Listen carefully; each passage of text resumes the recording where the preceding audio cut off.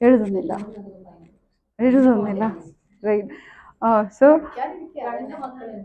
ആഹാ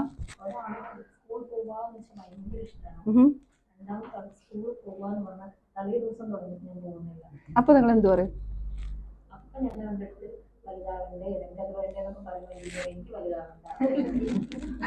very nice.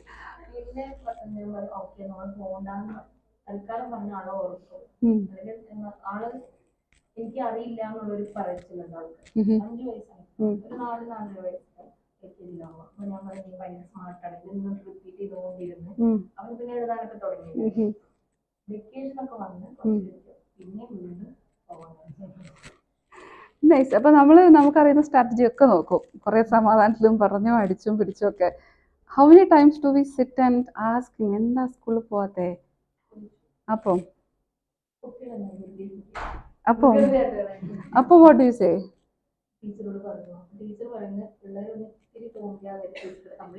Right. ഞാൻ നിങ്ങൾ പറഞ്ഞതിന് സ്ട്രാറ്റജിന്ന് കുറ്റം പറയല്ല, ദാറ്റ് ഇസ് ഫൈൻ. നമ്മളൊക്കെ അങ്ങനെ തന്നെ ചെയ്യുന്നത്. പക്ഷേ alternative method would be to just keep on asking അതെന്താ അങ്ങനെ? അപ്പൊ എല്ലാ കുട്ടികളെയും കാട്ടുന്നുണ്ടോ? ഇല്ല, എന്നെ മാത്രമാണ് കാട്ടുന്നത്. അപ്പൊ മറ്റേ കുട്ടികൾക്ക് എന്താ തോന്നാത്തത്? മോന് മാത്രം എന്താ തോന്നുന്നത്? നമ്മൾ we trying to get into their world. അവരുടെ ലോകം, അവരുടെ തോട്ട് പ്രോസസ് ഓരോ കുട്ടികളും ഡിഫറെൻ്റ് ആണ്. ഇപ്പം നിങ്ങൾ തന്നെ 2 മക്കൾ 2 പോലെ അല്ലേ? ഒരേ പാരന്റിങ് ആണ്, പാരന്റിങ്ങിൽ ഡിഫറൻസ് ഇല്ല, പക്ഷെ പേഴ്സണാലിറ്റി കുട്ടികളുടെ ഡിഫറൻസ് ഉണ്ടാവും. സോ അവിടെയാണ് നമുക്ക് വർക്ക് ചെയ്യാൻ പറ്റുക. എന്തുകൊണ്ട് ചോദിച്ചിട്ടുള്ളത്. ബട്ട് ബിഫോർ ഗോയിങ് ഇൻ ദേ, അപ്പോൾ ഇവർ പഠിക്കുന്നില്ല എന്നുള്ളതാണ് മെയിൻ അല്ലേ? അപ്പോൾ സ്കൂളിൽ ഞാനൊരു പ്രൊജക്ട് ചെയ്യാൻ വേണ്ടിയിട്ട് സ്കൂളിൽ കുറച്ച് നാളുണ്ടായിരുന്നു. അവിടെ ഒന്നും ഒരിക്കലും ബിഹേവിയറൽ ഇഷ്യൂസ് പറഞ്ഞിട്ടല്ല വരിക. മിസ് എത്ര പറഞ്ഞാലും ഓർമ്മ നിൽക്കണില്ല, മാർക്കില്ല, ഭയങ്കര മാർക്ക് കുറവാണ്, ട്യൂഷൻ വിട്ടിട്ടു. അക്കാഡമിക്സ് ആണ് മെയിൻലി, അക്കാഡമിക്സ് പറഞ്ഞിട്ടാണ് വരിക. വന്നു കഴിയുമ്പോഴാണ് നമ്മൾ കുട്ടികളോട് ഇന്ററാക്ട് ചെയ്ത് കഴിയുമ്പോഴാണ് നമ്മൾ അറിയുന്നത് ബാക്കിയുള്ള ഇഷ്യൂസും കുറേ ബിഹേവിയറൽ ഇഷ്യൂസ്. അല്ലെങ്കിൽ പിന്നെ അങ്ങേയറ്റം ഭയങ്കരമായിട്ട് ഡിസ്ട്രപ്റ്റീവ് ആയിരിക്കണം ക്ലാസ്സിൽ, അടിപിടി, അങ്ങനത്തെ കുട്ടികൾ അങ്ങനെ വരും. അല്ലെങ്കിൽ ഒക്കെ അക്കാഡമിക്സാ പറയാം, deal come with the academic issues. പക്ഷേ അവിടെയാണ് നമ്മൾ കാണുക. സോ ഈ ഒരു അക്കാഡമിക്സ് എന്തുകൊണ്ടായിരിക്കും ഒരു 24 hours മെനക്കെട്ടിട്ട്, 24 hours ഇല്ല, എക്സാജുറേഷൻ, ബട്ട് ഈ കുട്ടിക്ക് പഠിക്കാൻ പറ്റാത്തേ?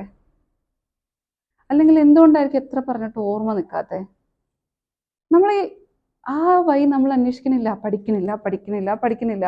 ആൻഡ് ദാറ്റ് ഈസ് വെയർ ഈ പറയുന്ന ലേണിംഗ് ഡിസേബിലിറ്റി ഒരു ഭയങ്കര പോസിബിലിറ്റിയാണ്. അപ്പം ആ ഒരു അവയർനെസ് ഉണ്ടാക്കി കൊടുത്തു കഴിഞ്ഞാൽ ടീച്ചേഴ്സ് ആണെങ്കിലും പേരൻസ് ആണെങ്കിലും ഇറ്റ് മേ ബി ദിസ്, അതുകൊണ്ടായിരിക്കും കുട്ടിക്ക് പഠിക്കാൻ പറ്റാത്തേ.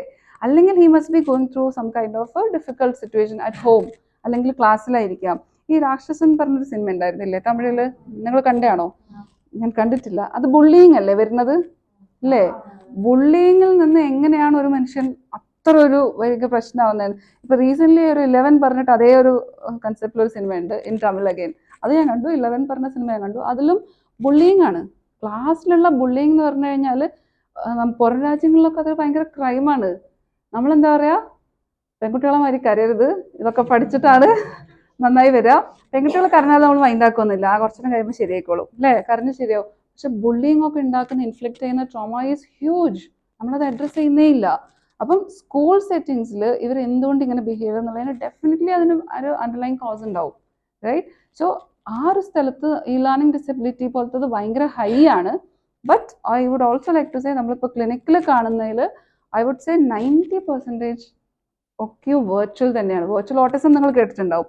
ഓട്ടിസം ആക്ച്വൽ ഓട്ടിസം അല്ല, ഒരു ന്യൂറോ ഡെവലപ്മെന്റൽ ഡിസോർഡർ ആയിട്ട് നമ്മൾ ഓട്ടിസത്തിനെ കാണുന്നത്. പക്ഷേ ന്യൂറോളജിക്കലി ഉള്ള ഇഷ്യൂസ് അല്ല, ബട്ട് എൻവയോൺമെന്റൽ ഫാക്ടേഴ്സ് ആണ് വെർച്വൽ. ഐ വുഡ് സേ ഇപ്പം നമുക്ക് ക്ലിനിക്കിൽ വരുന്ന എല്ലാം, LD ആവട്ടെ ഡിപ്രഷൻ ആവട്ടെ, എല്ലാം വെർച്വൽ ആണ്. Up to like 80-90%. അവർക്ക് കുറച്ചൊരു attention parental care, because most parents working ആണ്, including me as a working mother. I know the difficulty. Both parents working ആണ്, ഇവർക്ക് സംസാരിക്കാൻ ആളുകളില്ല, സ്റ്റിമുലേഷൻ കുറവാണ്. അതുകൊണ്ടുണ്ടാവുന്ന ലേണിംഗ് ഡിസബിലിറ്റി പോലും. So learning disability may be നമുക്ക് ഭയങ്കര പ്രൊഫൗണ്ട് ആയിട്ടൊക്കെ ഫീൽ ചെയ്യും ആ ഫസ്റ്റ് സിറ്റിങ്ങിൽ. നമ്മൾ 1-2 സിറ്റിംഗ് ഈ കുട്ടീൻ്റെ കൂടെ ഭയങ്കര രസമായിട്ട് കളിച്ച് വെച്ചിരുന്ന് ഇവൻ്റെ ഇമോഷണൽ ആയിട്ടുള്ള ഒരു സാധനം അപ്ലിഫ്റ്റ് ചെയ്ത് മേലെ ലേണിംഗ് ഡിസബിലിറ്റി ഒക്കെ അങ്ങ് ഡിസപ്പിയർ ആവുന്ന സിറ്റുവേഷൻസ് ഉണ്ടാവാറുണ്ട്. So it's not actual learning disability. All they need is a little bit of care. അല്ലെങ്കിൽ അവരുടെ ലോകത്ത് നിന്നുകൊണ്ട് അവരെ ഒന്ന് സപ്പോർട്ട് ചെയ്യാനും കെയർ ചെയ്യാനും ഉള്ള ഒരാൾ ആയി നിൽക്കുക എന്നുള്ളത് തന്നെയാണ് നമുക്ക് കൂടുതലായിട്ടും വേണ്ടത്. So the other day, I don't know if I mention this to you, somebody was telling me, ആ വീട്ടിലെ ആ കുട്ടി 5 വയസ്സായ കുട്ടി സ്കൂളിൽ പോകുന്നു വരുന്നു. അപ്പോൾ ഇവർ വിസിറ്റ് ചെയ്യാൻ ചെന്നപ്പം ഈ കുട്ടി സംസാരിക്കുന്നത്, ഐ ടോൾഡ് യു, ഡോറ സംസാരിക്കണ മാതിരിയാണ് എന്നുള്ളത്. ദേ ആൻറ്റി മുറ്റത്തൊരു പൂച്ച, like that. Parents seriously, this is I'm not kidding, seriously. അപ്പൊ അങ്ങനത്തെ കുറേ കേസസ് ഉണ്ട്. അപ്പൊ ഈ കുട്ടികൾ ഇത് എവിടുന്നാ പഠിക്കണേ? എവിടുന്നാണോ കേൾക്കുന്നത്, എവിടുന്നാ കാണുന്നത്? അപ്പൊ അവരിത് മാത്രമാണ് കാണുന്നത്, കാർട്ടൂൺ മാത്രമാണ്, സ്ക്രീന്.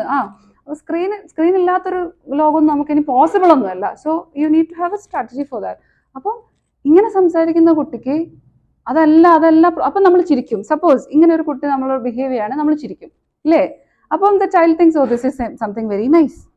അല്ലെങ്കിൽ ചിലപ്പം എന്താ നീ ഇങ്ങനെ സംസാരിക്കുന്ന, മര്യാദയ്ക്ക് സംസാരിക്കുന്ന പറയും. ഈ മര്യാദയ്ക്ക് എങ്ങനെയാന്ന് പറഞ്ഞു കൊടുത്താലല്ലേ അറിയാം, അല്ലേ? വി ഓൾവേസ് ടെൽ ഇങ്ങനെയല്ല ചെയ്യണ്ടേ, ഇതാക്കല്ലേ. എന്നാൽ മറിച്ച് എന്താ ചെയ്യണ്ടേ കാണിക്കുന്നില്ല, പറയുന്നില്ല.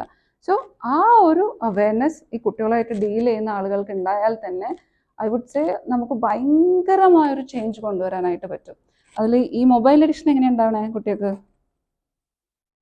മൊബൈൽ